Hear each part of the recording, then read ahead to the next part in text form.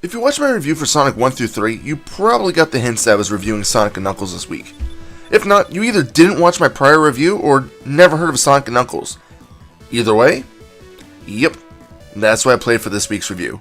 Sonic & Knuckles can be considered both an expansion and a standalone game. The cartridge itself had a different design. It was made so you can lock in any of the previous games and play them in a slightly different way. Each game has a different way of interacting with the Sonic & Knuckles cartridge. I'll start with Sonic 1 since that's the easiest one to discuss. This is mainly because it's not really compatible with Sonic 1. Instead, when you plug it in, you get a message saying no way, and some of the characters are waving at you. But if you press A, B, and C, you'll enter what's simply known as Blue Sphere, or the special stage from Sonic 3.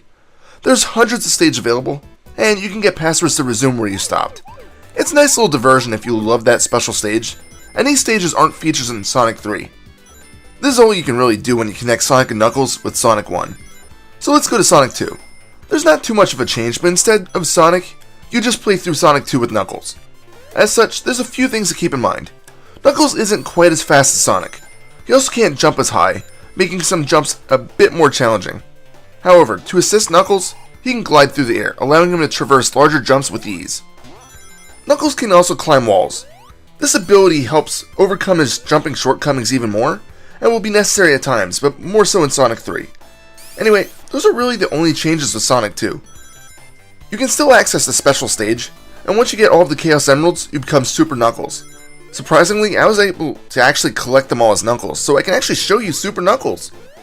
Other than that though, the game's identical. There's no stages that are different, missing, or added. That's not to say it's not fun though. In fact, if anything, it's a little bit more challenging just because Knuckles can't jump as high. This means that some of the bosses can pose more of a problem. This is truest for the final Robotnik battle. Sonic had an easier time because of the height and jumps, but Knuckles has to be a bit more patient and can't really rush things. Unfortunately, after defeating Robotnik, the ending to the game is identical, so that is slightly disappointing. Now we move on to the meat of the review, Sonic 3 and Knuckles. I love Sonic 3, but adding in the Knuckles expansion just makes things even better. I've mentioned that the game itself is a standalone game, and it essentially takes place immediately after Sonic 3. If you don't have Sonic 3, you'll just start right at Mushroom Hill Zone. If you do have Sonic 3, you'll play through the game and after finishing Launch Base Zone, you'll officially start at the Sonic & Knuckles portion of the game. Although the majority of the stage layout changes are in Sonic & Knuckles, there are a few in Sonic 3 as well. Knuckles bypasses a good portion of the Carnival Zone by going through the bottom pathways under the stage. There's also an alternate exit for him on Angel Island Zone, showing that Sega probably knew what they were going to create this game for a while. Sonic cannot power through this wall, but Knuckles can. This happens in multiple locations. Other than these alternate areas that are specifically for Knuckles, the expansion's bonus games also get added. Joining the Gumball Machine style bonus are a slot machine type and a weird glowing sphere one. The slot machine's fun. The stage itself rotates and has goal points, much like Sonic 1's special stages. Instead of a Chaos Emerald, at the center is a slot machine. Enter it and you can win rings, depending on the results of the slot machine. However, get 3 Robotniks and you'll lose 100 rings. It won't kill you, but instead just endangers you when you leave the stage. Because of this bonus game alone, it's very simple to rack up lives and continues. The other new game is a bit strange. Sonic falls into some glowing orbs and starts to rotate around them. You need to use momentum to propel Sonic upwards towards the other glowing orbs. There's rings and small orbs to reveal shields, rings, and the same bonuses that you'll find in the Gumball Machine. There's 2 ways to exit it though. One is to get Sonic to the very top of the room. The other is to have the beam at the bottom zap Sonic. This beam steadily climbs upwards, so you can't exactly take your time. Another interesting thing is that Robotnik is misleading Knuckles, but at the same time Robotnik is still the boss of the game. So what happens when Knuckles fights Robotnik? Easy. Robotnik actually wears a mask to hide his identity. So when Knuckles is battling him, he doesn't know that it's actually Robotnik and instead thinks it's one of Sonic's flunkies. Now let's move on to Sonic & Knuckles, the game. Just like before, you can choose to play as Sonic, Tails, Knuckles, or the pair of Sonic and Tails. The final boss of the game depends on who you're playing as. Sonic gets the more difficult boss path, but that's to be expected. Knuckles only has to fight Metal Sonic. As for the gameplay, Sonic & Knuckles plays almost identically to Sonic 3. The only real addition are the new stages and special stages. Let's talk about the special stages quick. You're given one almost as a freebie, right at the beginning of the game. Knuckles approaches it immediately, while Sonic is shown where the first large ring is. Once you grab the giant ring, you'll enter a large room where you can choose which special stage you wish to enter. Once cleared, the Hyper Emerald will be colored. In order to fully complete the game, Sonic needs to grab all of the Hyper Emeralds. In case you're confused, Sonic 3 had Chaos Emeralds, but Sonic & Knuckles has Hyper Emeralds. It's essentially the same thing, but these Hyper Emeralds are a bitch to win. If you sucked at the Sonic 3 special stages, you don't have a hope in the world for the Sonic & Knuckles ones. For one, you get introduced to yellow orbs, which act as a spring. Secondly, the layouts are a bit more confusing now. But most of all, these special stages are just infuriatingly difficult. Some of them aren't so bad, but this one here is the worst. There's really only one way to clear it, because the way it's lined out, you take one wrong path and you'll run into a field of red orbs with no way out.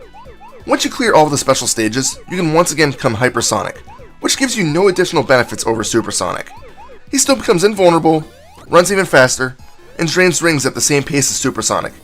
But as I said, this is necessary to truly complete the game, but I'll get to that in a bit. There's a lot of new mechanics and theme puzzles in the zones. For example, in the Mushroom Hill Zone, there's lifts that require you to press down to raise the lift. The Sandopolis Zone has a bunch of quicksand, moving blocks, and its second act is a complete haunted pyramid with sand puzzles and ghosts that will attack you unless you can keep the place well lit by activating the pull switches. The Death Egg Zone features reversed gravity. These new features ensure that the new stages don't become repetitive from stuff you've already previously seen. On its own, Sonic & Knuckles has about the same amount of stages as Sonic 3. However, when you add the Sonic 3 cartridge to it to essentially make it whole, it becomes about as lengthy as Sonic 2. This of course isn't exactly a good excuse to have a smaller game, but it is what it is. Thankfully, the game does pose a bit more of a challenge than Sonic 3. More so, the boss battles are a bit more challenging. Many of them force you to think a bit. The Sandopolis Act 1 boss is a large robotic sand creature. You can't outright destroy him, but instead need to force him to be pushed into the sand on the left. In the Lava Reef Zone, Robotnik gets destroyed by his own spiked projectiles. So in many of these battles, Sonic wouldn't attack outright, but instead uses smarts. Talking about bosses, I may as well talk about a few of them. After the Death Egg Zone, Sonic gets to fight Robotnik in a huge robotic suit. First he needs to destroy each finger on a hand. Afterwards, you'll need to time Sonic's jumps to destroy the central core while dodging the massive blast. And best of all, there's no rings in this battle. After this, if you've collected all of the Hyper Emeralds, Sonic goes to the final battle, which is timed in more than one way. In addition to the normal 10-minute time limit per level, you also have to fight your ring count. If it drops to 0, Sonic falls out of the air. In this battle, Sonic has to try to keep up with Robotnik to grab the final emerald. There are asteroids in the way, which only slow you down slightly.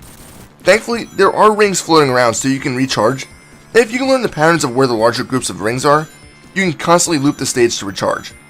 Once you catch up to Robotnik, you'll have to force the Seeking Missiles into the head of the beast. After this is done, there's one final push. After this, the game finally ends. It is a very fun and difficult battle, and it's vastly different from the rest of the game. As for Knuckles, it's a bit simpler. He doesn't get any of these fancy final battles, but instead just fights Metal Sonic. Part of the ease of this is that Knuckles gets a few extra rings. The first part of Metal Sonic is stupidly easy, but the second part forces you to fight a super version of him. There's only a very small window of opportunity where you can actually hit him. But again, as long as you're patient, this battle isn't hard at all. The music and visuals of Sonic & Knuckles are just as good as Sonic 3. The music is incredibly catching throughout the entire game and never gets old. The graphics are just as amazing. You can't help playing through the game and not notice all the little details. The floating and tilting island in the sky in the Hidden Palace Zone. The awesome looking lava falls and shining crystals in the Lava Reef Zone. The constantly moving machinery in the Flying Battery Zone. It's all fantastic. I don't really have anything else to say about Sonic & Knuckles. Although it's a further enhancement of the previous games, as a standalone game, it's just as good as Sonic 3, if not better. The improvements and harder bosses actually make the game even more fun. If you're a Sonic fan, this game is a must-play. Final score? 10 out of 10. Next week, I'll be talking about two of the less popular games. Which ones? You'll just have to wait to find out. This is Reaper. Check me out on Facebook, facebook.com/ReapersReviews. Happy fragging.